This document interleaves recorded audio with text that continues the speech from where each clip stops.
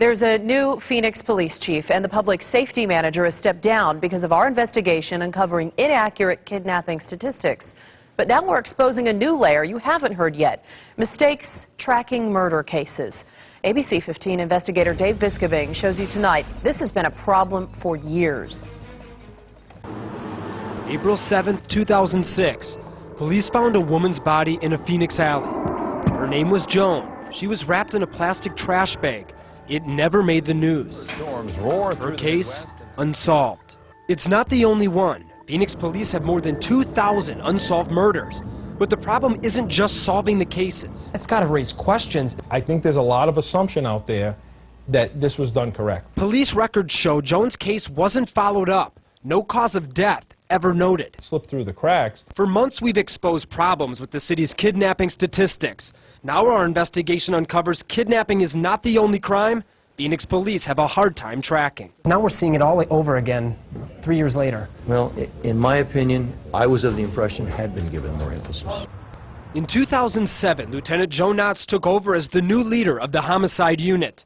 To better understand his squads, he requested a full inspection of murder cases. This was the result: a report that found a wide range of issues, problems former prosecutor Christopher Corso says are sloppy, national crime expert Jeffrey Ross calls troubling, and police assistant chief Andy Anderson says his department is still working on. We've got some serious flaws within that system. The problems start at the beginning. Inspectors found case after case incorrectly coded and classified.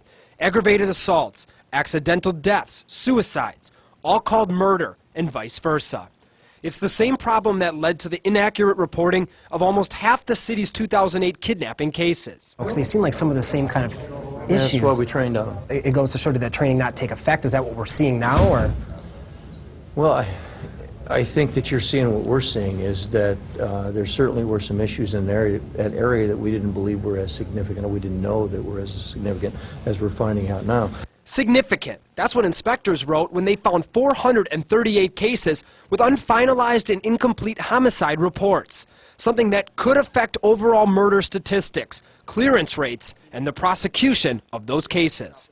You're relying on the detectives and the police agencies to give you all those pieces. Could have a significant, huge impact on a case. Yeah, sure, it could, absolutely. In the tracking of murder cases is also an issue. The department found 153 murders that were listed as solved when they weren't. It raises questions not only in these serious types of cases, but in all cases. Phoenix police say it all comes down to their 22-year-old computer software, a program called PACE. We asked Washington, D.C.-based crime expert Jeffrey Ross to review the report. Well, it's like saying that the dog ate my homework. It's easy to blame technology, but I'm not sure that really it's a technological problem. That they told me that they've never looked at the numbers like this before 2007, that this report was the first of its kind for the homicide unit. If that in fact is true, I would think that that's poor management, poor oversight on statistics. Things have changed since the 2007 inspection. Clearance rates have improved, and the department says it now does a review of old cases every month. It has also expanded the night homicide and cold case squads. But police leaders admit it could take more tthan a few years to work out decades of potential problems. They've been entering stats into systems for many, many years now. And so, yeah, it is a little troubling. The case management system really failed us. In Phoenix, I'm Dave Biskobing, ABC 15 News.